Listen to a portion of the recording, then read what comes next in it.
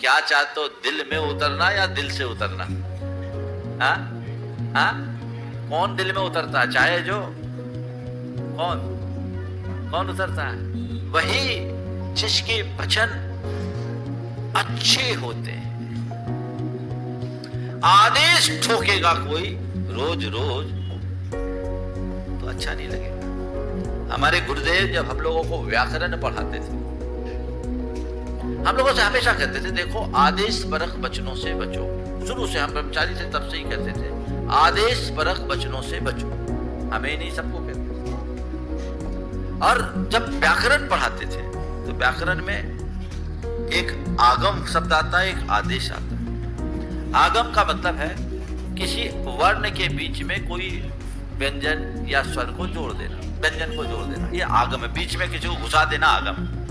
और आदेश उसके स्वरूप को बदल देना, ई को ए बना देना, ओ को औ बना देना, आओ बना देना, ये परिवर्तन है, इसको बोलते हैं आदेश।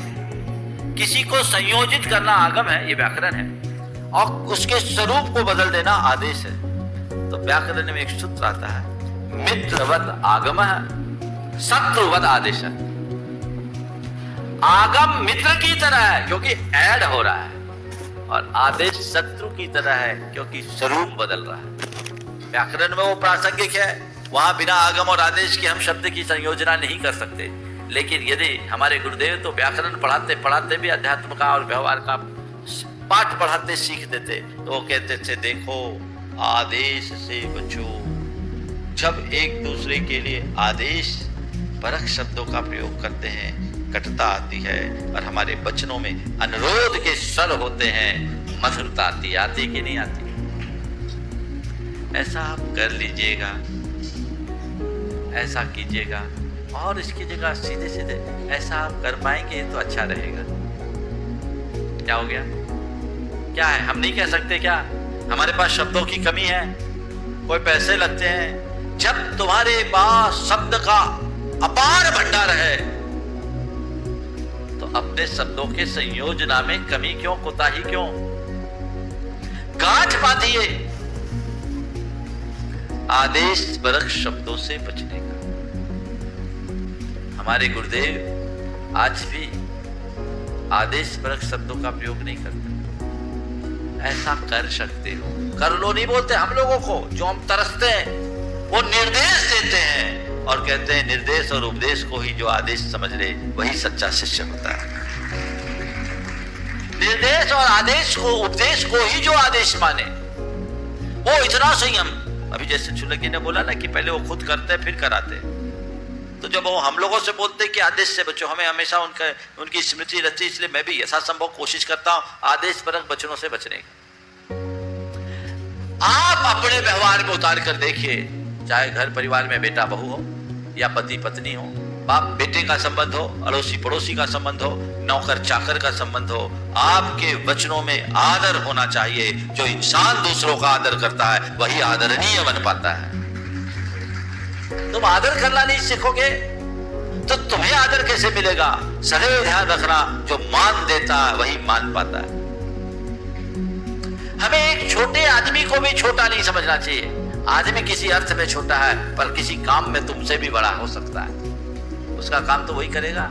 एक ड्राइवर है, तुम्हारी गाड़ी को चलाता है, कहने को वो तुम्हारी अपेक्षा कम स्टेटस रखता है, लेकिन तुम्हारे जीवन के लिए वो तुमसे ज्यादा उपयोगी है, क्योंकि तुम्हारी गाड़ी की स्टीयरिंग उसके हाथ में है। वो सलामत तो तुम सलामत, उसकी बुद्धि सलामत तो तुम सलामत। उसकी बुद्धि गई तो तुम गए। क्या बोलते हो? ड्राइवर साहब बोलते हैं, ड्राइवर जी बोलते हैं, ये सब लोगों की भाषा है। आज भी मैं देखता हूँ, या तो ड्राइवर जी बोलेंगे या ड्राइवर साहब बोलेंगे। ये हमारी संस्कृति की पहचान है।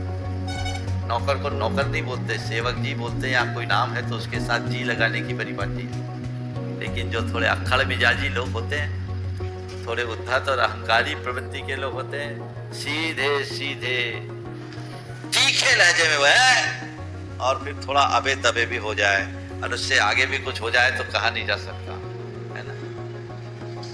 मुझे चारों बातें करनी है, यहाँ सुधारना है। एक वाक्य सदैव याद रखना, जिसके मुख में मिठास उसका हर दिल में निवास।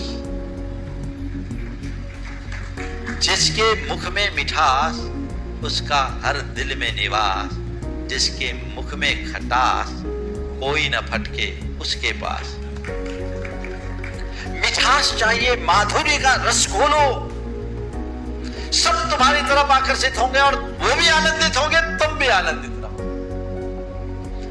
नोट कर लो, कागज में नहीं, अपने हृदय में आज से ही सही मुझे आदेश परक वचनों से बचना है। इसके लिए भावना योग की एक कमांड दो, मुझे अनुरोध परक वचन बोलना है। ये नहीं बोला आदेश परक वचनों से बचना है, क्या नहीं करना है ये कभी कमांड मत देना, नहीं तो सबकॉन्शियस उल्टा असर कर देगा। जो करना है वो बोलो, मुझे अनुरोध परक वचन कहना है, मुझे अनुरोध परक वचन कहना है, मुझे अनुरोध परक वचन कहना है। इसका जीवंत उदाहरण है हमारे ब्रह्मचारी भाई रुपेश। आप इनसे बातचीत करिए, आप देखिए कितनी शालीनता से और कितने लहजे से बात करते हैं ना। चौके में खड़े रहते हैं लोग, आप लोग परेशान करते हैं। अब बताओ आप लोगों की आहार दान की कितनी उत्तम योग्यता। परसों एक महिला इनको ठोक दी, अब वो क्या आहार दान देके पुण्य कमाएगी, जबकि प्रतिदिन आप लोगों की व्यवस्था बनती, कोई वंचित नहीं रहता, पर व्यवस्था में सहभागिता तो वहां भी नम्रता से अपने आप को बनाए रखना, यही तो संयम है। सदैव ध्यान रखना, वचनों से व्यक्ति की पहचान होती है। आप कैसा बोल रहे हैं, इससे आपके व्यक्तित्व का आकलन किया जा सकता है। अच्छे शब्द बोल रहे हैं यानी आप वैचारिक रूप से समृद्ध हैं। अगर आपके बोलने का लहजा और शब्दों का चुनाव घटिया है, इसका मतलब आपकी मानसिकता अच्छी नहीं है, अच्छी मानसिकता नहीं है। व्यक्ति की पहचान उसके वचनों से होती है। प्रसंग आगे बढ़ा रहा हूं।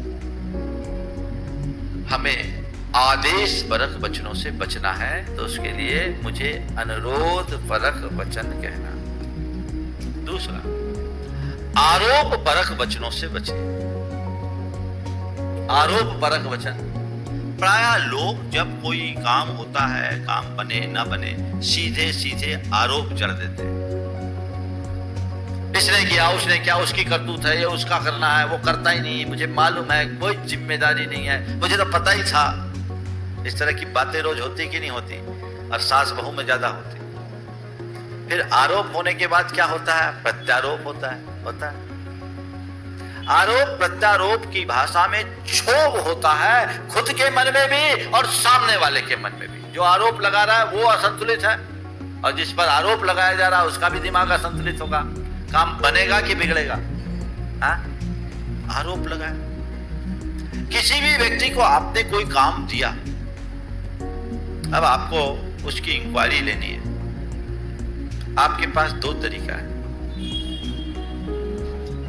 क्यों भाई, वो काम हो गया? एक सवाल आप ये पूछ सकते हैं, काम हो गया? और दूसरी तरफ से, क्यों काम किया कि नहीं किया? बोलिए कौन सी भाषा अच्छी लगेगी, पहले वाली या बाद वाली? हाँ, पहले वाली। बोलते कौन सी है?